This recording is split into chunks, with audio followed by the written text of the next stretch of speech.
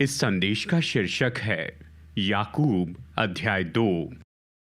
इसे सुनकर आशीष पाइए।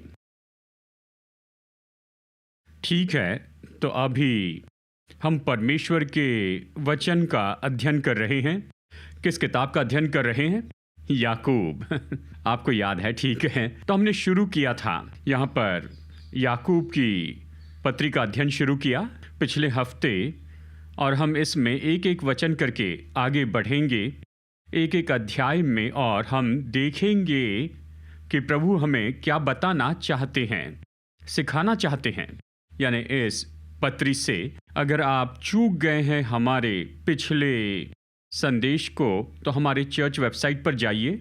वीडियो, ऑडियो और सरमन नोट्स और सब कुछ वहाँ है, और मैं आपको प्रोत्साहित करता हूँ कि इसे रेफर कीजिए, इसे सुनिए, इसे अपने फ़ोन पर रखिए, इन संदेशों को सुनिए। और दिलचस्प बात यह है कि हमारे सारे संदेश सन 2004 से हमारी चर्च वेबसाइट पर उपलब्ध है। अगर आप इसे नहीं जानते हैं तो ये तो लगभग 18 साल के संदेश हैं, सरमन नोट्स हैं, और जिस समय से हम वीडियो बनाने लगे तब से वीडियो।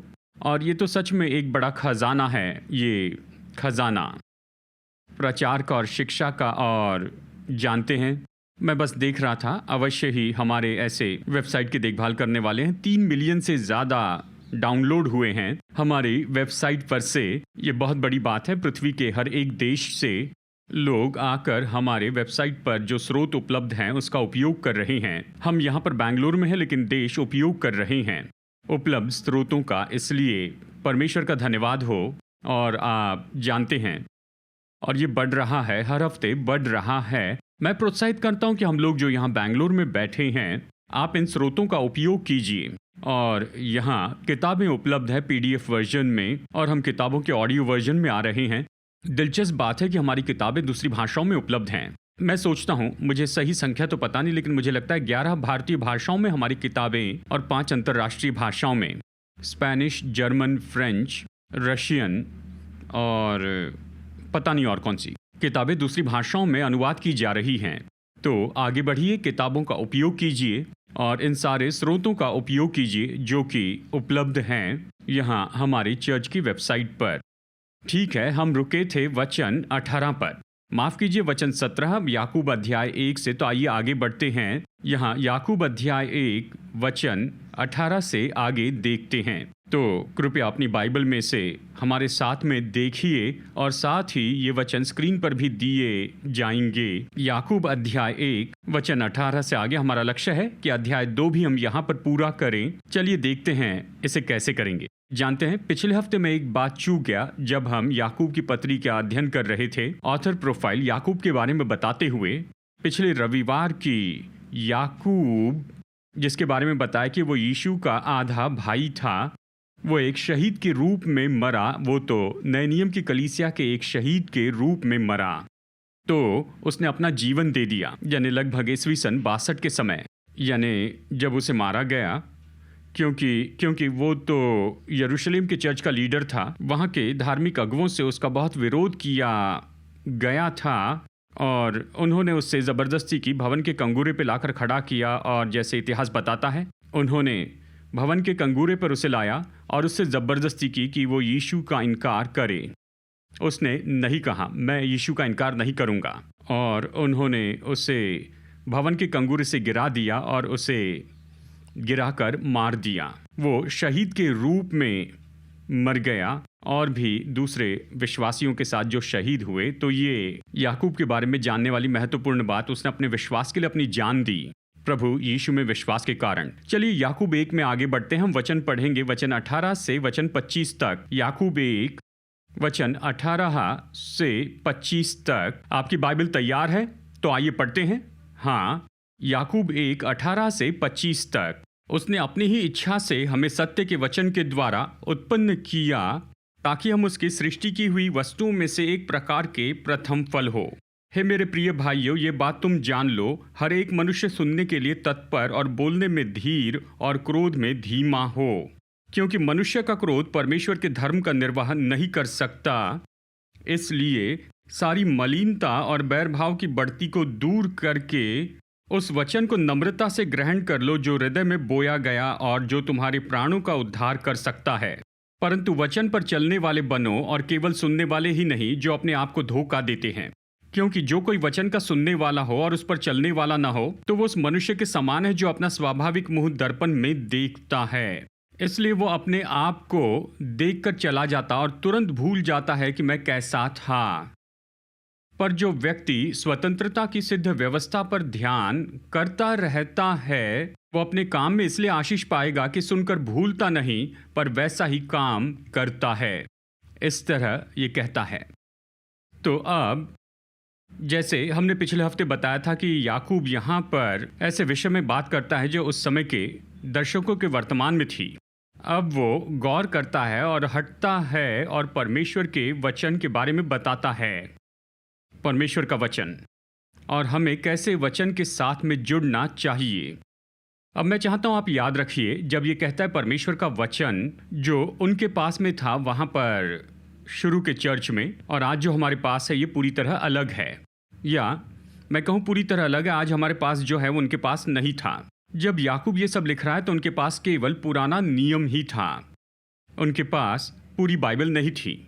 जब याकूब सत्य के वचन के बारे में कहता है वो पुराने नियम के बारे में बता रहा है जो उनके पास में था, और वो वचन जो कि प्रेरितों के द्वारा उन्हें बोलने के द्वारा दिया गया था वही उनके पास था।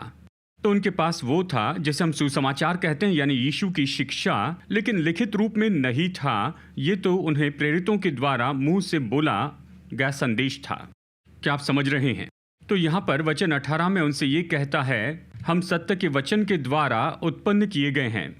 सत्य का वचन यानी परमेश्वर का वचन, पुराना नियम और जो संदेश प्रेरितों ने उन्हें बताया था उस वचन के द्वारा वो कहता है देखो हम विश्वासी, हमने नया जन्म पाया है पहले फल के जैसे इस नई सृष्टि के, यानी हम तो शुरू के विश्वासी। याद रखिए ये तो पहले 10-12 साल के बीच की ही बात है, कलीसिया के जन्म के बाद। तो कहता है कि हम विश्वासी, हम तो वो पहले फल हैं, पहले समूह के लोग हैं जिन्होंने नया जन्म पाया, विश्वास में आए सत्य के वचन के द्वारा। और विश्वास में आने के कारण वचन 19 और 20 हमें इस तरह से व्यवहार करना चाहिए, क्योंकि अब हम नई सृष्टि हैं, हम जन्मे हैं इस सत्य के वचन के द्वारा। तो फिर वचन 19 और 20 में वो उन पर इस बात पर जोर देता है भाइयों, अगर हम सत्य के वचन के द्वारा जन्मे हैं तो हम जैसे जीते हैं उसमें बदलाव होना चाहिए। आमीन, बदलाव होना चाहिए। और तो वो यहाँ पर क्या बता रहा है, वचन 19 और 20 कहता है हे मेरे प्रिय भाइयों, सुनने के लिए तत्पर हो, बोलने में धीर, क्रोध करने में धीमा हो, क्योंकि जब तुम क्रोधित होते हो तो परमेश्वर की दृष्टि में जो सही है वो नहीं करते। तो निश्चय बदलाव होना चाहिए। हम तो परमेश्वर से जन्मे हैं, सत्य के वचन से जन्मे हैं, और अब हम कैसे जीते हैं इसमें बदलाव होना चाहिए। और पहली बात वो ये कहता है तुम कैसे बोलते हो, तुम कैसे सुनते हो, और क्रोध को कैसे वश में रखते हो। क्या आप सुन रहे हैं? ये 3 नॉकआउट पंच जैसे हैं, ये इसी तरह से है। हाँ, कहता है बोलने में धीमे हो, जी पर नियंत्रण करो। याकूब 3 से इसके बारे में और भी देखेंगे। वो बहुत कुछ बताने वाला है कि कैसे जी पर नियंत्रण करें, बोलने में धीमे हो और सुनने के लिए तत्पर हो, और क्रोध करने में धीमा हो, क्योंकि जब आप क्रोधित हो जाते हैं तो परमेश्वर की दृष्टि में जो सही है उसे नहीं करते हैं। अब हम सब इससे जुड़े हैं, हम इससे जुड़े हैं।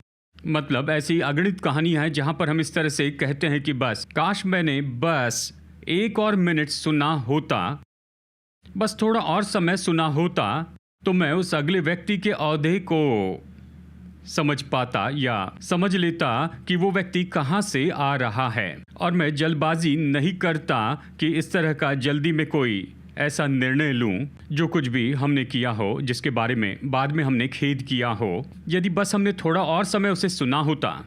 और जानते हैं, ये ऐसा है जिसके लिए परमेश्वर की ओर देखकर कह सकते, प्रभु इसमें अनुग्रह दीजिए, मुझे अनुग्रह दीजिए।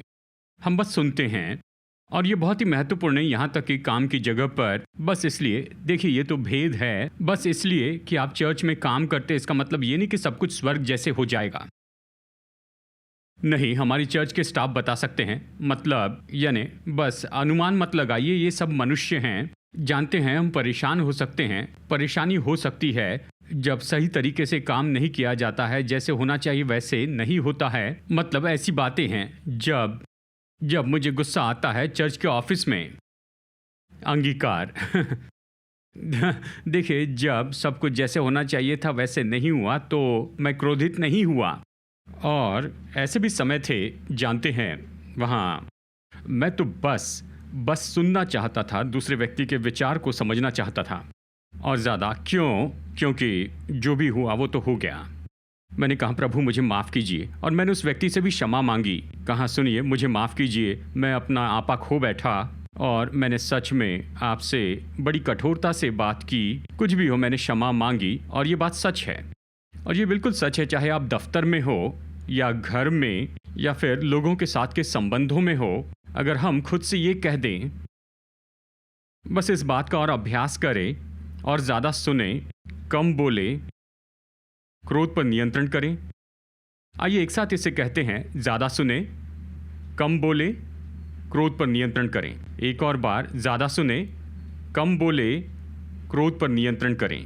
तो सब कुछ बहुत ही अलग होगा दूसरों के साथ के हमारे संबंधों में। और याकूब इस बात को, इस तरह के व्यवहार को जोड़ता है, वो इसे इस सच्चाई के साथ जोड़ता है कि हमने नया जन्म पाया है सत्य के वचन से। हमें बताता है कि ये तो संभव है, ये बदलाव तो संभव है। हम में से कुछ लोगों के लिए बहुत बड़े बदलाव की ज़रूरत होती है, जिस तरह से हम व्यवहार कर रहे हैं, कि हम लोग ज़्यादा सुने, कम बोले और अपने क्रोध पर नियंत्रण करें। शायद ऐसे दिखाई दे कि ये तो मेरे लिए बहुत बड़ा बदलाव है, पर यह तो संभव है क्योंकि ये जुड़ा है कि आप नई सृष्टि के रूप में कौन हैं। आप सत्य के वचन के द्वारा जन्मे हैं, तब इस तरह का जीवन तो संभव है। तो वो केवल इतना ही नहीं कहता, लेकिन बाद में कहता है कि हम सत्य के वचन के द्वारा जन्मे हैं, लेकिन हमें निरंतर अपने जीवन में वचन प्राप्त करना है। तो ये वचन 21 है, याकूब 1 वचन 21 में वो कहता है, हमें निरंतर नम्रता से उसे स्वीकार करते जाना है। उस वचन को नम्रता से ग्रहण कर लो जो तुम्हारे प्राणों का उद्धार कर सकता है, और इसे निरंतर स्वीकार करने के लिए, ये याकूब 1:21 से है, उस वचन को नम्रता से ग्रहण कर लो जो हृदय में बोया गया है। वो कहता है कि सबसे पहले हमें यही करना है, सारी मलिनता और बैर भाव की बढ़ती को दूर कर दें। मतलब सारी गलत बातों को, पापों को दूर कर दें। और ये तो आपको याद होगा कि ये तो जुड़ता है उस बोने वाले के दृष्टांत से। यीशु ने कहा कि बीज बोने वाला बीज बोता है, और एक जगह पर वो ये बताते हैं कि संसार की चिंता और धन का धोखा और दूसरी चीज़ों का लोभ ये वचन को दबा देता है। आपको याद है, जो बीज कटीली झाड़ी में गिरे, जानते हैं, उसने कहा संसार की ये सारी चीज़ें वचन को दबा देती हैं। तो यहाँ याकूब 1:21 में याकूब बताता है कि हमें इन सारी बातों को दूर कर देना है, इसलिए कि जो बोया गया वचन है उसे स्वीकार करने के लिए, कि हमारी आत्माओं का उद्धार हो। रुकिए एक मिनट, आपने पहले ही नया जन्म पा लिया है, वचन 18, हम सत्य के वचन से जन्मे हैं। पर यहाँ पर यह कहता है तुम्हारे प्राणों का उद्धार कर सकता है। तो मतलब क्या है? क्या मेरा उद्धार नहीं हुआ है? या आपका प्राण तो आपकी आत्मा से अलग है। हर एक जो मनुष्य है वो तो 3 भागों में बना हुआ है, आत्मा, प्राण और शरीर। आपकी आत्मा तो आपका भीतरी मनुष्यत्व है, ये आपका अनंत काल का भाग है। ये वो भाग है जब आप यीशु को उद्धारकर्ता स्वीकार करते हैं तो उद्धार पाता है। प्राण तो हमारा मन, इच्छा और भावना है। यहाँ प्राण के लिए ग्रीक शब्द है सूके, और इसी से हमें इंग्लिश शब्द मिलता है जो है साइकोलॉजी, जब हम बात करते हैं मन, इच्छा और भावना पर। और वो इसी के बारे में कह रहा है कि ये जो वचन बोया गया है ये उद्धार देगा हमारे प्राण को, हमारे मन को, इच्छा को और भावना को। क्या आप समझ रहे हैं? तो आपने नया जन्म पाया है, आपने सत्य के वचन के द्वारा नया जन्म पाया है, आप नई सृष्टि हैं, लेकिन आपके प्राण को उद्धार पाना है। प्राण यानी मन, इच्छा और भावना को ज़रूरी है, इसे बदलना होगा। पर ऐसा करने के लिए हमें बोया हुआ वचन स्वीकार करना है। क्या आप सुन रहे हैं? वचन तो हमारे अंदर आना चाहिए, हमारे अंदर आना चाहिए। पर कुछ बातें जो वचन को अंदर आने से रोकती हैं। दुष्टता, पाप, इस संसार की चिंता, धन का धोखा, दूसरी बातों की अभिलाषा, ये सारी बातें रोकती है उस वचन को हमारे अंदर बोए जाने से रोकती हैं। एक बार जब हम में वचन बोया जाता है तो फिर वो क्या करता है? ये हमारे प्राण का उद्धार करता है। ये बदलता है हमारे मन, हमारी इच्छा और हमारी भावना को। इसलिए परमेश्वर का वचन इतना महत्वपूर्ण है। ये प्राण को नया बनाता है, प्राण को बदल देता है, उसे बचाता है, मन, इच्छा और भावना। वचन 21 में वो कहता है, इसलिए नम्रता से ग्रहण कर लो, दीनता से। मत कहिए मुझे सब पता है। नहीं, हमें कहना है प्रभु मुझे कुछ बातें जाननी हैं, मुझे जानना है, अपने वचनों से मुझसे बात कीजिए। जैसे हम नम्रता से उस बोए गए वचन को लेते हैं, ये हमारे प्राण का उद्धार करता है। ये बदल देता है हमारा मन, हमारी इच्छा और हमारी भावनाओं को। बदल देता है हमारे साइकोलॉजिकल भाग को, बिल्कुल वैसे ही जैसे हमारा आत्मिक भाग बदल गया है और उसने नया जन्म पाया है सत्य के वचन के द्वारा। और ये है वचन 21। और फिर वो इस तरह से कहता है कि हमें केवल वचन स्वीकार ही नहीं करना है वचन 22 में, पर हमें वचन के अनुसार करने वाले भी होना है।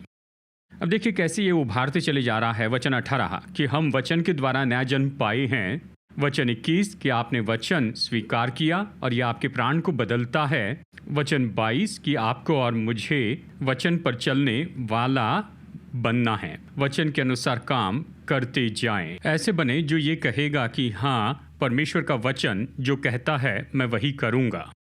यदि हम केवल वचन के सुनने वाले ही हैं और वचन के अनुसार चलने वाले नहीं, तो याकूब बताता है कि हम तो खुद को ही धोखा देते हैं। वचन 22 में हम खुद को धोखा देते हैं अगर हम केवल वचन के सुनने वाले हैं। और फिर यानी आप कल्पना कर सकते हैं, देखिए उदाहरण के लिए कहिए कि देखिए आप अटेंड करते हैं न्यूट्रिशन के किसी कोर्स को, ठीक है, उदाहरण के लिए आप अटेंड करते हैं कोई कोर्स या किसी तरह का सेशन और वो आपको बताते हैं कि ये भोजन आपके लिए अच्छे हैं। एमी ने हाल ही में पढ़ने के लिए मुझे एक आर्टिकल भेजा था, ठीक है, चलिए इसे बाजू में रख देते हैं कुछ समय के लिए कौन सा भोजन आपके लिए अच्छा है, ठीक है। यानी देखिए आप एक आर्टिकल इस तरह पढ़ते हैं या लेक्चर सुनते हैं किसी तरह न्यूट्रिशन पर, कौन सा भोजन अच्छा है। ओह वाह, धन्यवाद, आप उस व्यक्ति के पास जाकर उससे बातें करते हैं। आज मैंने बहुत कुछ सीखा, ये बहुत अच्छी बात है। अब मुझे पता चला कि क्या खाना है और मैं जान गया हूँ। लेकिन जिस पल उस लेक्चर हॉल से बाहर आते हैं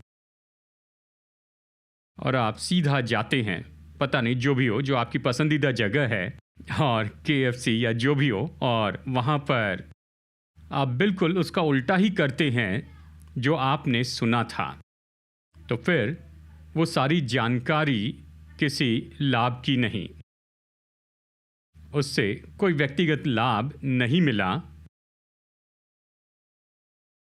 अब यहाँ परमेश्वर के वचन के बारे में कहता है याकूब की वचन सुने, वचन स्वीकार करें, लेकिन साथ ही आपको उन्नति करनी है कि वचन के अनुसार करने वाले बने।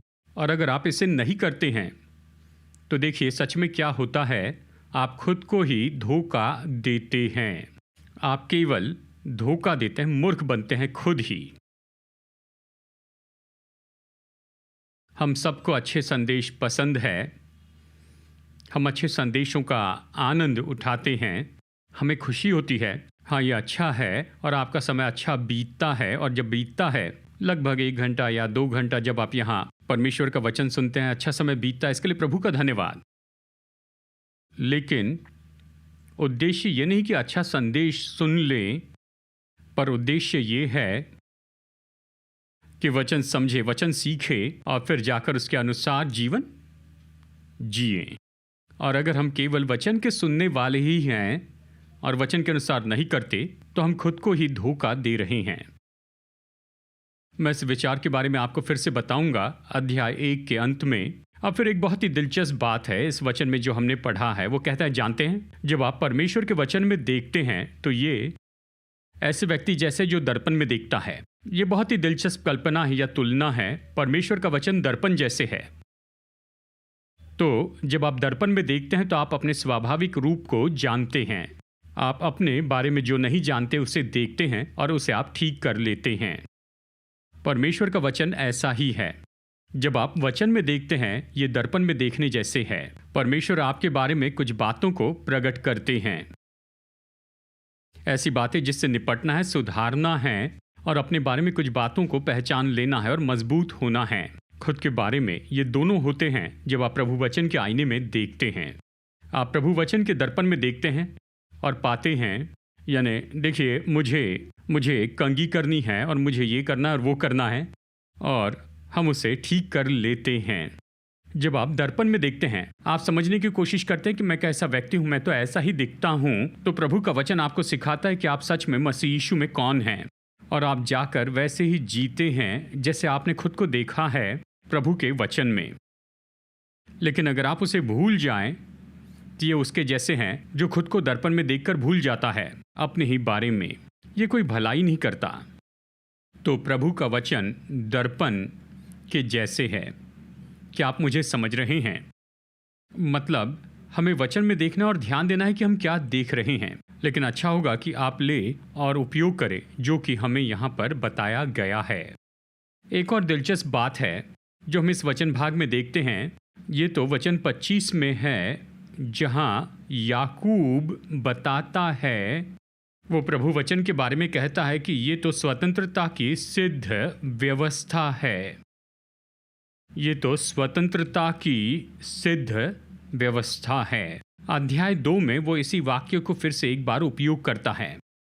वो क्या कह रहा है? स्वतंत्रता की व्यवस्था, सिद्ध व्यवस्था। जो व्यक्ति स्वतंत्रता की सिद्ध व्यवस्था पर ध्यान करता रहता है। अब याद रखिए, कलीसिया के जन्म के 12 साल के बाद में हुआ, उनके पास नया नियम नहीं था, तो वो नए नियम के रूप में कोई बात नहीं कह सकता था। पर जब वो स्वतंत्रता की सिद्ध व्यवस्था के बारे में बताता है तो ये तो विपरीत है उस व्यवस्था के जिसने बंधन लाया, मूसा की व्यवस्था। तो आप देख सकते हैं कि यहाँ पर ये उभर कर आता है और ये समझ पाते हैं कि ये नई वाचा जो प्रभु यीशु मसीह ने स्थापित की है, ये मूसा की व्यवस्था से बिल्कुल अलग है। और अध्याय 2 में इसकी तुलना करता है। अब यहूदी दर्शक जो कि अभी विश्वासी थे, वो समझ सकते थे कि ऐसी व्यवस्था है जिसने बंधन लाया, लेकिन हम जो नई वाचा में हैं, यही स्वतंत्रता लाता है। ये तो स्वतंत्रता की सिद्ध व्यवस्था है। क्या आप समझ रहे हैं? वो इसी वाक्य को फिर से दोहराएगा अध्याय 2 में। ये नई वाचा के बारे में कहता है कि यही तो स्वतंत्रता की सिद्ध व्यवस्था है, आज़ादी लाती है। मूसा की व्यवस्था ने बंधन लाया, इसने लोगों पर दबाव लाया, वो इसे पूरा नहीं कर पाए, उन्होंने दोषी महसूस किया।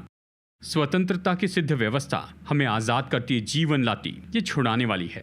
तो वो उसके बारे में कहता है। यहाँ वचन 25 में कहता है, अगर आप और मैं स्वतंत्रता की व्यवस्था को देखें और हम इसमें बने रहते हैं और हम काम करते हैं, तब हम आशीषित हो जाते हैं। तो आशीष आती है प्रभु वचन जो कहता है उसे करने के द्वारा। तो चलिए एक साथ कहते हैं, मैं आशीषित हूँ जैसे मैं वचन के अनुसार करता हूँ। मैं आशीषित हूँ जैसे वचन के अनुसार करता हूँ। आमीन। तो अब हम समझते हैं, पास्टर मैंने आपके संदेश सुने, आपके संदेश सुने, पर कुछ होते हुए क्यों नहीं देख रहा हूँ? खैर, आपको सुनने से परे जाना है, आपको काम करने में जाना है, आपने वचन स्वीकार किया है, आपने वचन सुना है। लेकिन आशीष आती है जब हम वचन के अनुसार करते हैं, वचन का अभ्यास करें, अपने जीवन में उसका उपयोग करें।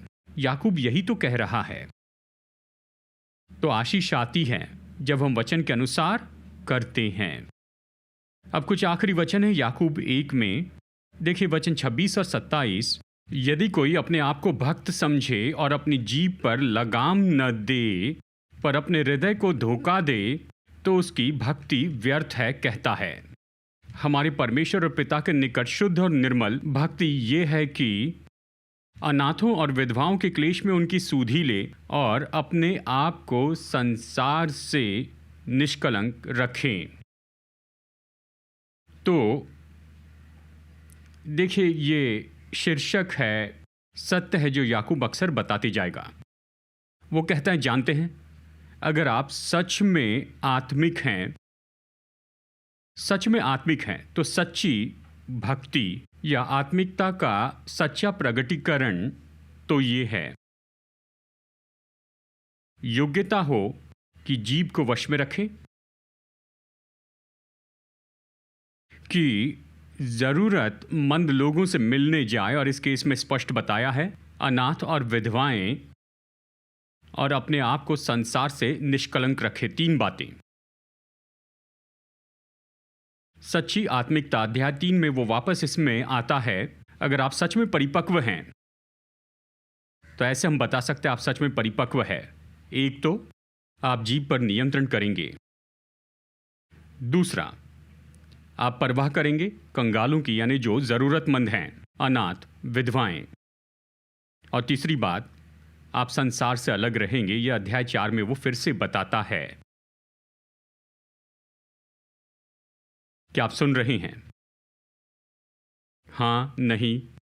कहता है यही तो सच में बताता है कि आप एक आत्मिक व्यक्ति हैं, ऐसे व्यक्ति जो भक्तिपूर्ण हैं, जो परमेश्वर से प्रेम करते हैं। और ये सब कैसे? जीभ को वश में रखें, जरूरतमंदों की मदद करें, अनाथों की, विधवाओं की। अध्याय 2 में वो और भी बताता है, और फिर वो कहता है पवित्र जीवन जिए संसार से अलग होकर। और यही तो प्रगटीकरण है उस सच्ची आत्मिकता को, कि आप सच में बढ़ रहे हैं, परिपक्व हो रहे हैं परमेश्वर के साथ चलने में।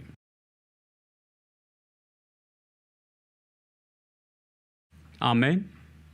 तो अब मैं जानता हूं कि आप में से बहुत से लोग, खास करके जो लोग ऐसे चर्च में जहां पर हम आत्मिक बातों पर जोर देते हैं, और हम जोर देते हैं पवित्र आत्मा में बपतिस्मा पाना, अन्य भाषा बोलना, आत्मा के वरदान, भविष्यवाणी, हम इन सारी बातों पर जोर देते हैं। और कई बार इन सारी बातों की खोज में हम अपनी बुनियादी बात को भूल जाते हैं कि जब मैं किसी को ज़रूरत में देखता हूं तो मुझे उनकी मदद करनी है। हम आत्मिक बातों के पीछे जाते हैं, पर बुनियादी बातों को भूल जाते हैं कि क्या कोई ज़रूरत में है, आपको उनकी मदद के लिए होना है। क्या आप सुन रहे हैं? तो हम ये नहीं कह रहे हैं कि इन आत्मिक बातों के पीछे मत जाइए, क्योंकि हम इसके पीछे जाते हैं, पर यह मत भूलिए असली बात को। वो साधारण बात तो यही है, जीभ को वश में रखें, ज़रूरतमंदों की परवाह करें, और फिर परमेश्वर के सामने धर्मी और पवित्र जीवन जिएं। अब अध्याय 1 में से एक बात पर मैं जोर देना चाहता हूं, और फिर उसके बाद में हम अध्याय 2 में जाएंगे। 3 बार इस एक अध्याय में याकूब खुद को धोखा देने के बारे में बता रहा है।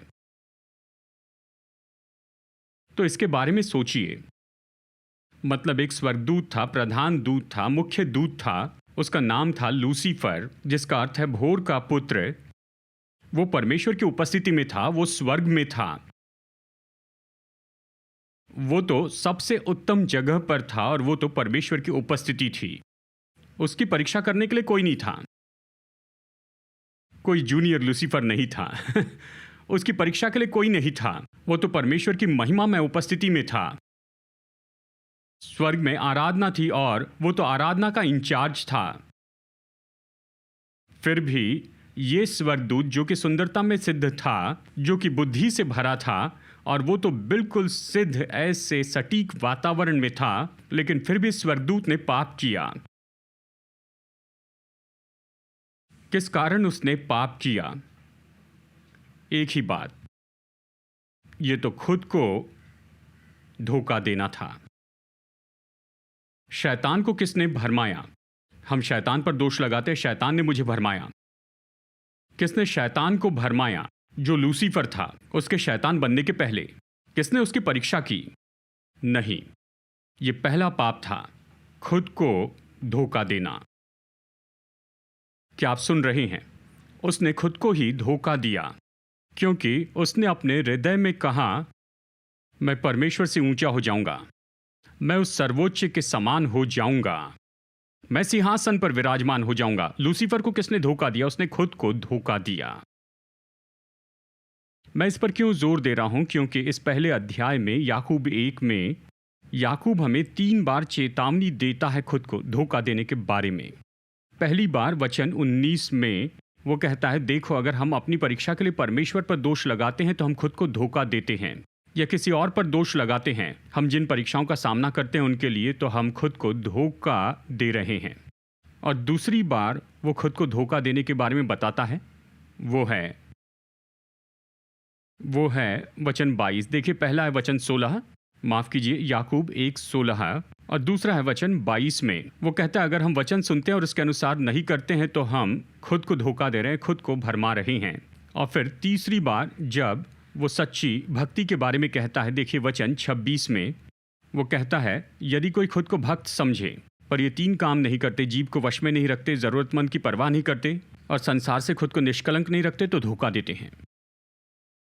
चलिए फिर से कहूं, 3 खुद को धोखा देने वाली बातें जिसके बारे में याकूब अध्याय 1 में चेतावनी देता है।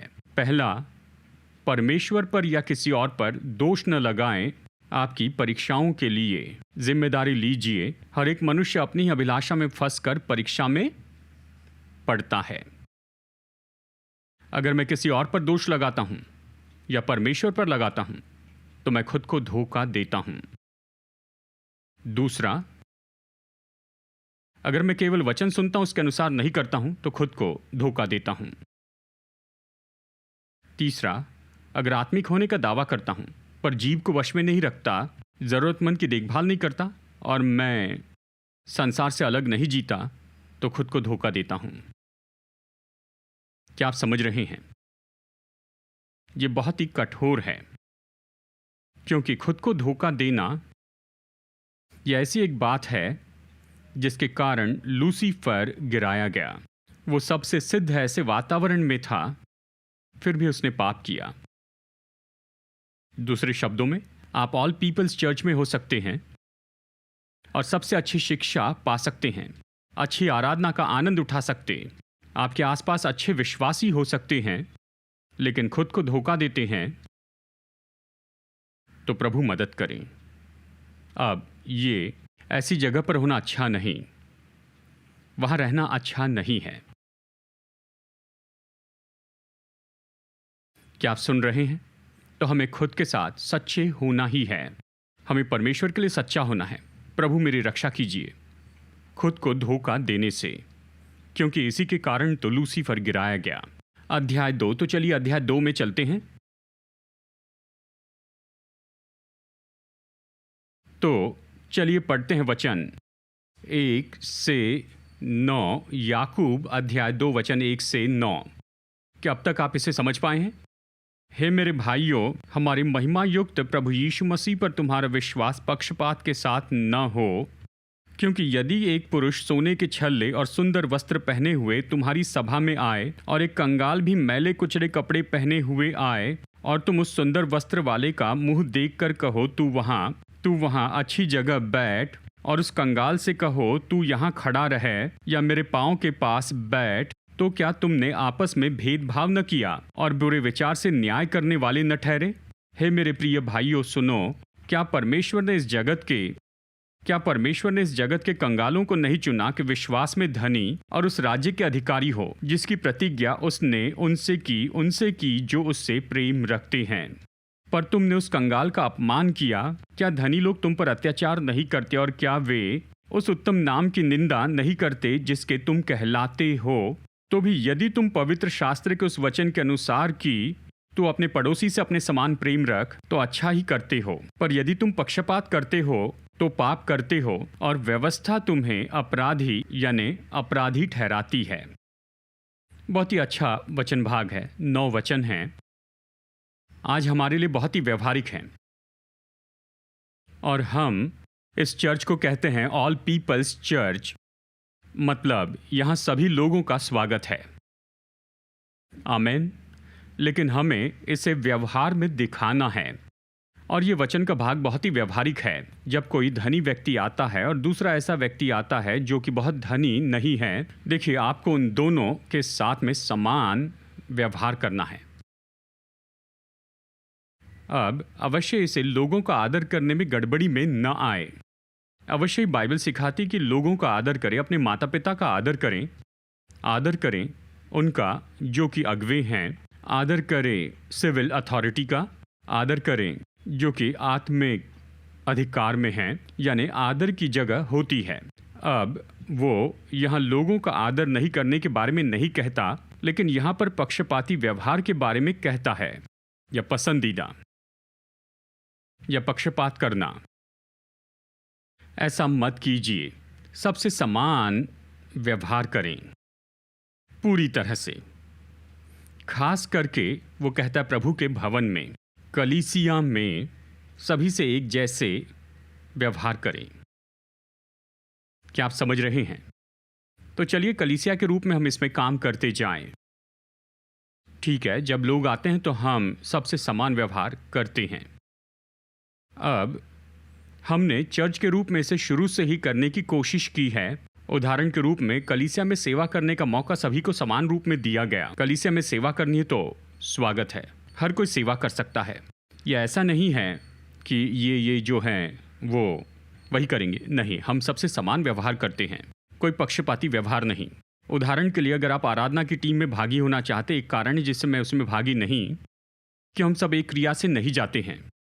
आपको ऑडिशन में से जाना होता है, सभी को इसमें से जाना पड़ता है। ठीक है, खैर बहुत अच्छे संगीतकार हैं, वो ऑडिशन में से होकर गए। चाहे नए लोग हो तो ऑडिशन में से जाते हैं, हर कोई जाता है। अगर आप अच्छा करें, उस स्तर के अनुसार हो तो आराधना की टीम के भाग हो सकते हैं। आराधना की टीम के भाग होने पर मांग होती है, प्रैक्टिस के लिए आना पड़ता है। अगर प्रैक्टिस में नहीं आए तो आप पास्टर की ओर से लेटर नहीं ले सकते हैं, वो यहाँ काम नहीं करता। क्या आप सुन रहे हैं? तो ये नियम सभी के लिए उपयोगी होते हैं। ये नियम तो बनाए गए हैं और हम सभी के साथ में एक समान व्यवहार करते हैं। हम इसे सभा के साथ में भी करते हैं, कलीसिया के रूप में इसे परंपरा बनाते हैं। हम लोगों से ऐसे ही व्यवहार करते हैं, एक समान व्यवहार करते हैं, सबसे एक जैसा व्यवहार करते हैं। सभी लोगों के लिए मौके उपलब्ध हैं और किसी के साथ कोई खास व्यवहार नहीं होता है। क्या आप सुन रहे हैं? तो हम उस परंपरा को बनाए रखना चाहते हैं। हम काम करते जा रहे हैं। याकूब अध्याय 2 वचन 1 से 9 में कोई पक्षपात नहीं कि हम लोगों से कैसे व्यवहार करते हैं, उनसे कैसे बर्ताव करते हैं, जानते हैं। और देखिए ऐसे कुछ ऐसे व्यवहारिक काम हम करते हैं। उदाहरण के लिए हमारे पास्टर्स नहीं जानते हैं कौन दशवांश देता और कौन नहीं। मतलब आप एक बार प्रार्थना के लिए आ सकते हैं, पास्टर्स को पता नहीं कि आप दशवांश देते हैं या नहीं, कुछ चेक करते हैं। यहाँ हम ऐसा नहीं करते हैं, क्योंकि जब आप प्रार्थना के लिए आते हैं, यह ऐसी बात नहीं कि आप दशवांश देते हैं या नहीं, ये बस इसलिए कि आप कोई हैं जिनकी सेवा के लिए हम यहाँ हैं। लेकिन हमारे पास्टर्स, देखिए, हम में से कोई भी इस तरह की आर्थिक जानकारी नहीं रखते हैं। हमें ये सब जानने की ज़रूरत नहीं है। हम यहाँ सबकी एक समान रूप में सेवा के लिए हैं। चाहे आप 100 रुपये देते हैं ऑफरिंग में, मैं उदाहरण के लिए पैसों का उपयोग कर रहा हूँ, चाहे ऑफरिंग में 100 रुपये देते हैं या फिर 1 लाख रुपये ऑफरिंग में देते हैं, जब आप प्रार्थना के लिए आते हैं तो हम यहाँ आपकी सेवा के लिए हैं। क्या आप सुन रहे हैं? बस यही, कोई फर्क नहीं पड़ता। यानी पास्टर ये सारी बातें नहीं जानते हैं, वो धन का क्षेत्र हमारे अकाउंटिंग स्टाफ ही देखते हैं, और हम इन सारी बातों का कोई ट्रैक नहीं रखते हैं। हमें ऐसा करने की ज़रूरत नहीं है। और इस तरह से हम हर कोशिश करते हैं कि हम पक्षपात न करें किसी भी व्यक्ति के साथ, यानी जिस सभा की हम यहाँ पर सेवा करते हैं, चाहे आप जहाँ से भी आए हो। मेरा मतलब है कि आप कोई भी हो, यानी आपका सामाजिक स्तर जो भी है, हम सबकी सेवा के लिए यहाँ हैं। और यही तरीका है जो हम बनाए रखना चाहते हैं, और हम यही चाहते हैं कि लोगों के साथ के हमारे संबंध में ऐसे ही हो। ठीक है, उन्हें लोगों के जैसे देखें, उन्हें ऐसे लोगों के रूप में देखें जिन्हें परमेश्वर ने चुना है। याकूब ने 4 कारण बताए हैं कि क्यों। देखिए, यहाँ तक कि ऐसे लोग जो कि धनी नहीं हैं, यानी आर्थिक रीति से, वो उनके बारे में 4 बातें बताता है। इनका सारांश बता रहा हूँ। कहता है, देखो कंगाल, वचन 5 में, परमेश्वर ने इस जगत के कंगालों को चुना बाकी सभी लोगों के जैसे। कंगाल विश्वास में धनी हो सकता है दूसरों के जैसे ही। कंगाल तो परमेश्वर के राज्य के अधिकारी हैं दूसरों के जैसे ही। और कंगाल प्रभु से प्रेम करते हैं बाकी दूसरे लोगों के जैसे ही। क्या आप सुन रहे हैं? शायद हो सकता है कि वो अपने जीवन में आर्थिक रीति से परेशानी में है उस पल, कुछ समय के लिए। इसका मतलब ये नहीं कि विश्वास में वो कम है, पर वो तो विश्वास में धनी है। तो हम उसका आदर करते हैं उनके जीवन में। आमेन। तो बस कुछ साइड नोट्स हैं यहाँ। वचन नंबर 2 में जब याकूब सभा शब्द का उपयोग करता है, जब कोई मनुष्य तुम्हारी सभा में आए, बहुत ही दिलचस्प है कि वो ग्रीक आराधनालय का उपयोग करता है इसके बजाय कि ग्रीक कलीसिया का। जब कोई मनुष्य तुम्हारी सभा में आए, फिर से यहाँ पर ये हमें इस तरह से दिखाता है कि ये किस समय में लिखा गया है, कि ये जो कलीसिया का विचार था वो अब तक नहीं आया था, वो तो उसके बाद में आया था। यानी पौलुस जब पहली मिशनरी यात्रा पर गया और उसने कलीसिया को स्थापित किया था, ये थोड़े समय बाद आया। लेकिन याकूब यहाँ पर लिखता है तो ये आराधनालय के बारे में कहता। जब कोई तुम्हारी सभा में आता है, आराधनालय में आता है, वहाँ वो अभी भी जमा होते हैं। ये कलीसिया का विचार या चर्च या लोकल चर्च, ये विचार तो वो अब तक स्थापित नहीं हुई थी। ये उस वचन के लिखे जाने के समय पर बताती है। और फिर वचन 4 में वो कहता है, तुम आपस में भेदभाव दर्शाते हो और तुम बुरे विचार से न्याय करते हो। इसका मतलब तुम तो अपने न्याय करने में बुरे हो गए, अपने कारण बनाने में बुरे हुए।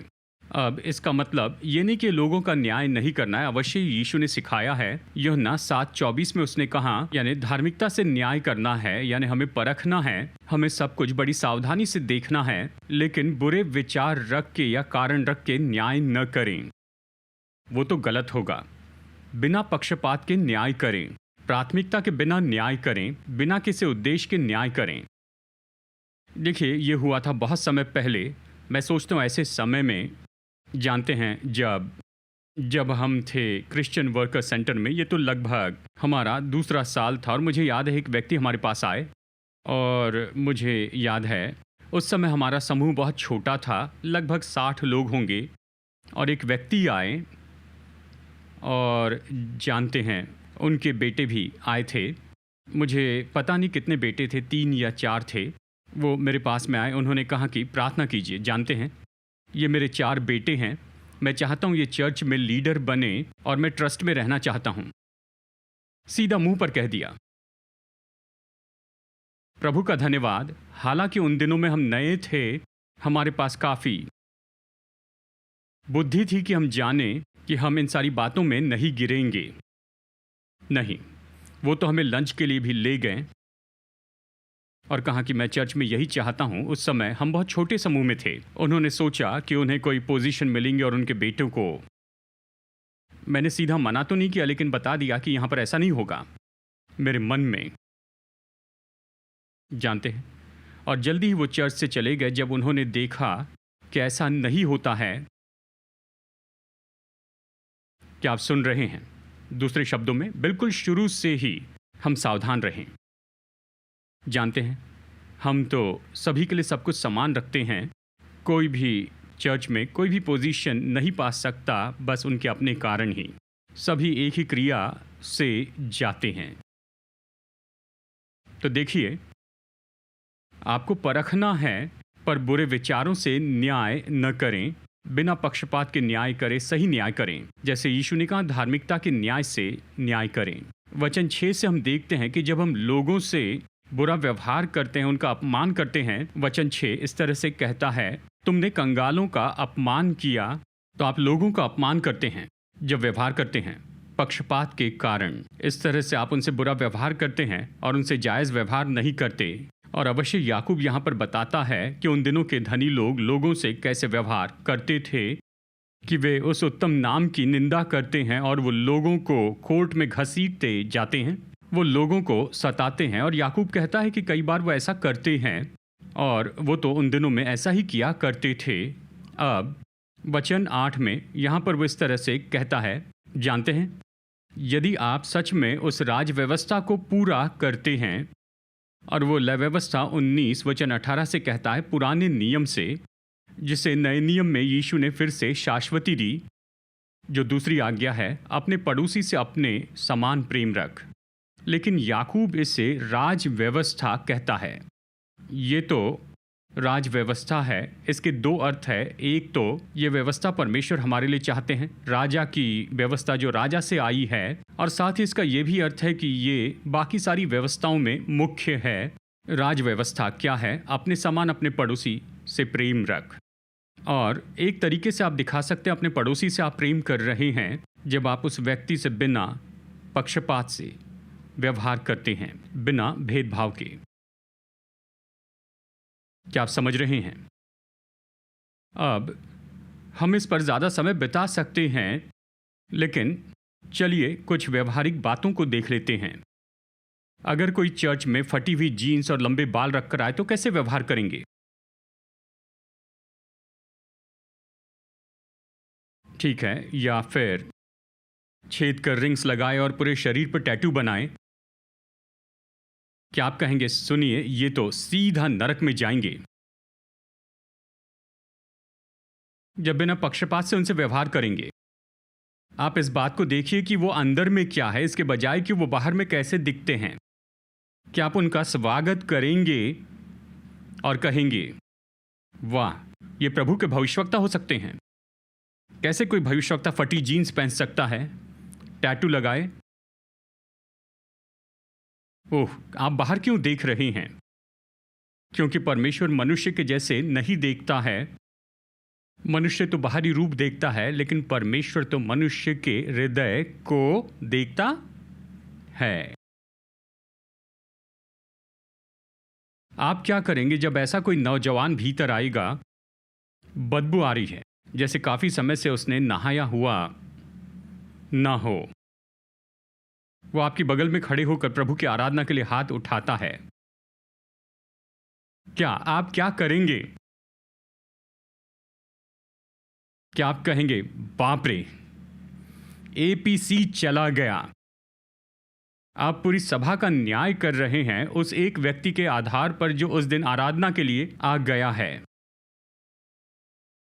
मैं अलग अलग पक्षपात के बारे में कह रहा हूं। याकूब यहां पर बता रहा है यहां धनी और कंगाल के बारे में, लेकिन मैं दूसरी बातें कह रहा हूं, ऐसी बातें जो हमारे मन में हैं, जिससे लोगों का न्याय करते। और ये सारी बातें तो निश्चय ही होती हैं। क्या हम उस व्यक्ति में भी सोना देख पाते हैं जो बाहर से बहुत ही रफ दिखाई देते हैं, पर वो अपने विश्वास में धनी हो सकते हैं, वो बहन विश्वास में धनी हो सकती है? क्या हम अपनी आंखों के ऊपर लगे हुए फिल्टर्स निकाल सकते हैं और उन्हें प्रभु की नजरों से देख सकते हैं? क्या आप सुन रहे हैं? मैं असभ्य होने के बारे में नहीं कह रहा हूं, मैं कह रहा हूं कि देखिए ऐसा होता है। क्या होगा अगर कोई आए और जानते हैं, क्या हम उस व्यक्ति को स्वीकार करेंगे? क्या उस व्यक्ति को प्रोत्साहित करेंगे कि मसीह को जाने और विश्वास में बढ़े, या स्वीकार करें वो व्यक्ति विश्वास में बलवान हो सकता है, हालांकि बाहर से थोड़े वो अलग दिखाई देते हो? क्या हम ऐसा कर सकते हैं? क्या अपने पक्षपात को अलग कर सकते? और उस व्यक्ति के भीतर सच में क्या है उसे देखने की कोशिश करें, और वो जो है उसके लिए उनकी सराहना करें, इसके बजाय कि हम बाहरी रूप देखकर उनका न्याय करने लगें। चलिए इसे थोड़ा और आगे ले जाएं। कहिए कि कोई आता है जो होमोसेक्सुअल है, गे, लेस्बियन, वो चर्च में आ जाएं, तो आप क्या करेंगे? जिस कतार में बैठे क्या आप उसे बदल देंगे या उनका स्वागत करेंगे? क्या आप चाहेंगे कि वो चर्च में आए? तो आप क्या करेंगे? पास्टर शायद ऐसा कभी ना हो। नहीं नहीं नहीं, हम ऐसे दिन और समय में जी रहे हैं जब ऐसी बातें, ये तो हो सकती हैं, शायद ना हो लेकिन हो सकती हैं, तो फिर हमें क्या करना है?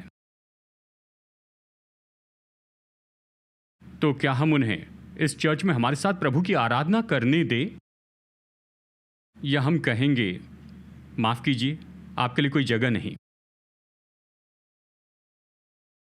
अब यही मुद्दा है। हम तो नहीं बदलेंगे कि सही क्या और गलत क्या, हम उसे नहीं बदलेंगे। परमेश्वर का वचन जो सिखाता है उसे नहीं बदलेंगे, जो यानी होमोसेक्सुअलिटी के बारे में या उस तरह के जीवन के बारे में प्रभु ने कहा यह गलत है तो गलत है। लेकिन इस तरह का व्यक्ति अगर आता है तो क्या करेंगे? क्या फिर भी उस व्यक्ति से प्रेम रखेंगे? हम उनके कामों और उनके जीवन शैली पर दोष नहीं लगाते जो वो दावा करते हैं। क्या हम उनसे प्रेम रखेंगे? उस व्यक्ति को सोने के जैसे देखेंगे? क्या वो व्यक्ति प्रेम महसूस करेगा या चर्च की ओर से वो तिरस्कार महसूस करेगा?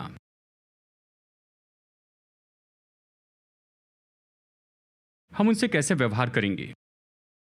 मैं नहीं कह रहा हम अपनी शिक्षा बदलेंगे, नहीं, हम शिक्षा नहीं बदलेंगे, हम सत्य को नहीं बदलेंगे, लेकिन क्या हम अनुग्रह दिखाएंगे? क्या हम दया दिखाएंगे? क्या हम प्रेम दर्शाएंगे? क्या हम करुणा दर्शाएंगे? क्या हम उनसे हाथ मिलाएंगे? क्या आप फिर भी उनकी बगल में बैठेंगे? क्या आप फिर भी उनसे बातचीत करेंगे? क्या आप उन्हें लंच के लिए बाहर ले जाएंगे? क्या आप उनके लिए भोजन खरीद कर देंगे जबकि वो कहते हैं कि वो होमोसेक्सुअल हैं? क्या आप ऐसा करेंगे? इसके बारे में सोचिए। आमेन। ये यदि का सवाल नहीं, ये तो सवाल है कि कब ऐसी बातें होगी, तो हम कैसे प्रतिक्रिया दर्शाएंगे? कैसे वो प्रभु यीशु मसीह के प्रेम को जानेंगे अगर हम वहां नहीं हैं कि ये उन्हें दिखा सके?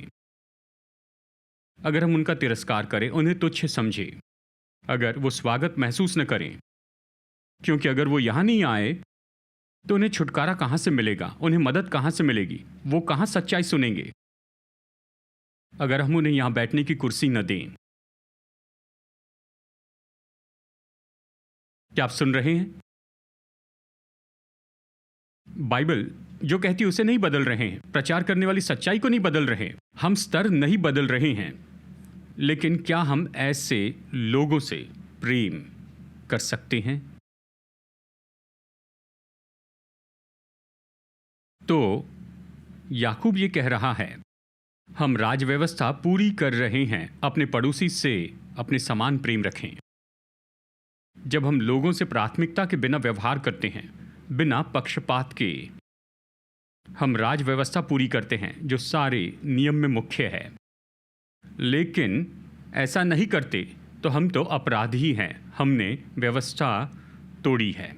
याकूब अध्याय 2। चलिए इसे पढ़ते हैं। यहाँ चलिए 12:30 बज चुके हैं।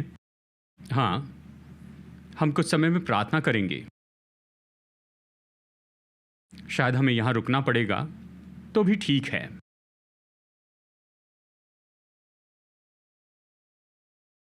तो हम यहाँ रुकेंगे।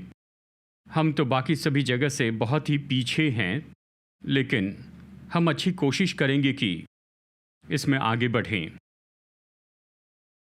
याकूब अध्याय 2, हम वचन 10 से आगे देखेंगे अगले रविवार। याकूब 2 वचन 10 से। तो तो आज हमने वचन के बारे में चर्चा की। हमें वचन कैसे स्वीकार करना है, हमने वचन से नया जन्म पाया है, हमने वचन स्वीकार किया है और हमें वचन के अनुसार करने वाले बनना है। हमने देखा कि सच्ची भक्ति, सच्ची आत्मिकता प्रकट की जाती है जब जीव को वश में रखते हैं, जब हम ज़रूरतमंद और कंगालों की परवाह करते और जब हम संसार से अलग जीते हैं। और हमने देखा है याकूब अध्याय 2 से वचन 1 से 9 में कि हमें लोगों से व्यवहार करना है बिना भेदभाव के, बिना पक्षपात के। हम राज व्यवस्था पूरी करते हैं जब उनसे प्रेम रखते हैं जैसे हम खुद से प्रेम रखते हैं। आमीन। तो अभी हम कुछ समय लेंगे कि हम परमेश्वर की ओर देखते जाएं। मुझे तो लगता है कि बस ऐसे आगे बढ़ें, लेकिन हम यहाँ पर रुक जाएंगे।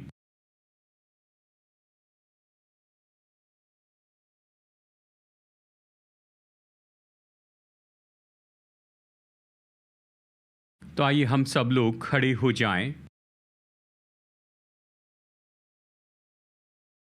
इसके पहले कि हम और आगे बढ़ें, आइए कुछ समय के लिए प्रार्थना करते हैं।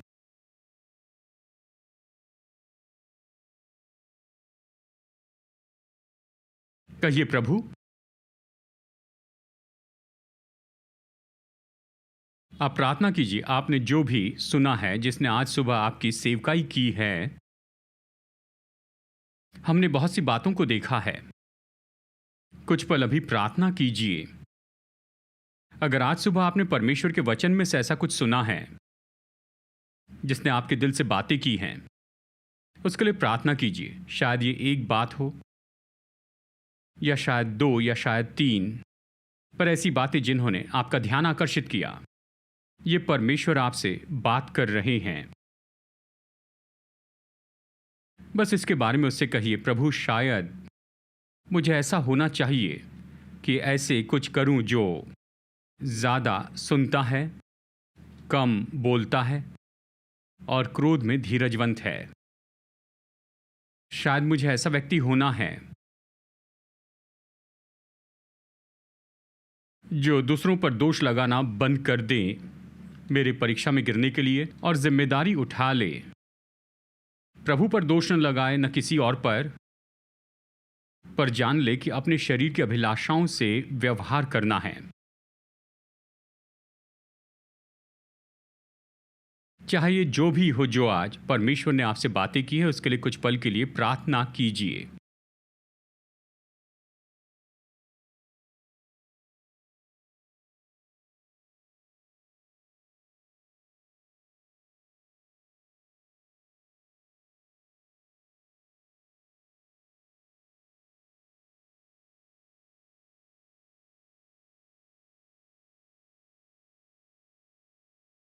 पिता, हम आपको न्योता देते हैं कि आप अपनी आत्मा के द्वारा हम सबके हृदय में काम कीजिए। ऐसी बातें जो हमें चाहिए, जो आज हमारे जीवन में पूरी की जाएं, हमारे दिल में काम कीजिए।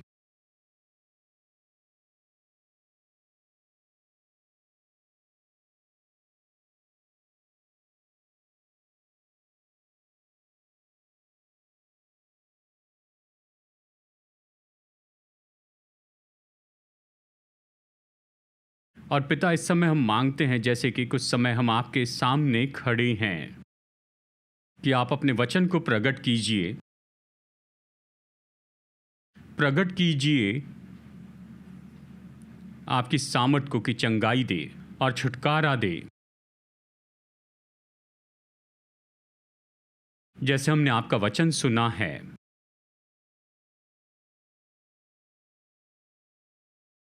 अपनी आत्मा के द्वारा अपने काम प्रकट कीजिए।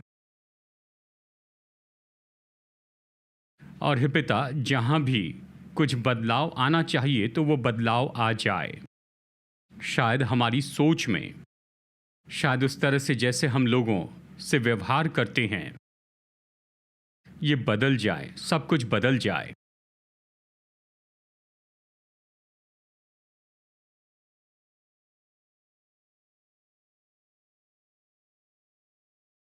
यदि हम खुद को धोखा देने की जगह पर हैं,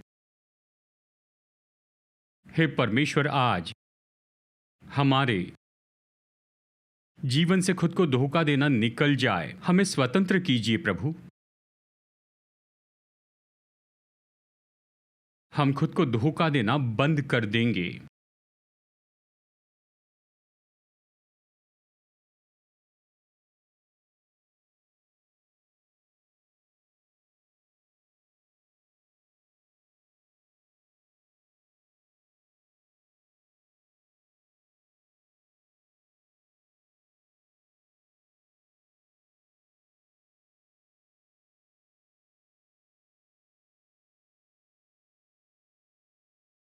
जैसे हम प्रार्थना में बने हैं, तो मैं चाहता हूं कि परमेश्वर से अपेक्षा कीजिए कि वो आपके जीवन में काम करें। अगर आपके शरीर में चंगाई चाहिए, आपके मन में, आपकी भावनाओं में, मनोदशा में, क्रोध के क्षेत्र में, जैसे हमने कहा है, मैं जानता हूं इसका एक व्यवहारिक भाग है जो हमें करना है। कुछ महारत सीखिए कि अपने क्रोध पर नियंत्रण करें, या अच्छे सुनने वाले हो जाएं, या अच्छे से बता सकें। ये ऐसी महारत है जो हम बढ़ा सकते हैं, ये हम कर सकते हैं। पर प्रभु आपको चंगाई देंगे, अलौकिक रूप में आपको छू लेंगे। जैसे हम प्रार्थना करते हैं, प्रभु को चंगाई के लिए न्योता दें, छुटकारे के लिए प्रभु को न्योता दें कि आपके जीवन में कुछ करें। आइए कुछ पल हम एक साथ प्रार्थना करें। पिता, मैं प्रार्थना करता हूँ चंगाई के लिए और छुटकारे के लिए जो ज़रूरी है इस जगह पर, और जो ऑनलाइन देख रहे हैं उनके लिए।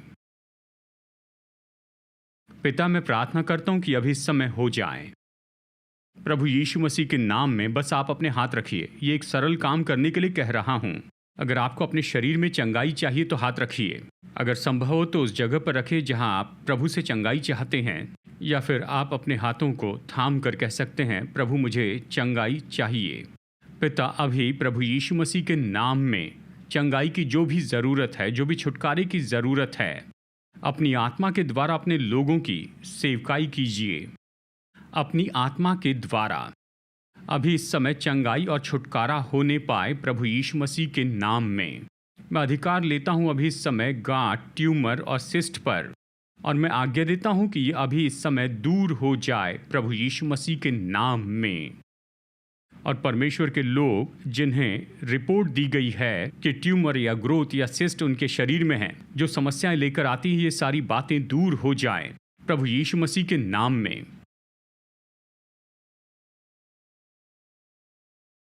प्रभु परमेश्वर, हम आपकी चंगाई कहते हैं, आपके छुटकारे को अभी कहते हैं। अगर किसी के चेहरे पर किसी तरह का प्रभाव पड़ा है, यहाँ पर इस पर आपके चेहरे की बाईं ओर, और आपके चेहरे पर ऐसा कुछ हुआ है, आपको समस्या हो रही है, अभी इस समय प्रभु यीशु मसीह आपको चंगाई दे रहे हैं। बस उस चंगाई को ले लीजिए। प्रभु, आपका धन्यवाद करता हूँ कि इस प्रभाव के कारण जो भी चोट हुई है, वो दर्द और चोट तो बहुत बुरी है, प्रभु चंगाई देते हैं प्रभु यीशु मसीह के नाम में। और पिता, अभी समय यीशु मसीह के नाम के अधिकार में पुरानी बीमारियां और पुरानी परेशानियां लोगों के शरीर में से पूरी तरह तोड़ दी जाए प्रभु यीशु मसीह के नाम में। परमेश्वर की चंगाई की सामर्थ लोगों की सेवा करें। आप कहिए, प्रभु मैं अपनी चंगाई स्वीकार करता हूं, मैं अपनी चंगाई स्वीकार करता हूं। प्रभु, आपके सामर्थी वचन के लिए धन्यवाद, धन्यवाद। मैं डायबिटिक कंडीशन को इस समय कहता हूं, चंगाई की आज्ञा देता हूं यीशु के नाम में। आर्थराइटिक कंडीशन और जोड़ों का दर्द, मैं चंगाई की आज्ञा देता हूं प्रभु यीशु मसीह के नाम में। मैं कमजोरी की हर एक आत्मा को डांटता हूं, आज्ञा देता हूं कि चले जाए और लोगों के शरीर में चंगाई आ जाए। धन्यवाद पिता, धन्यवाद।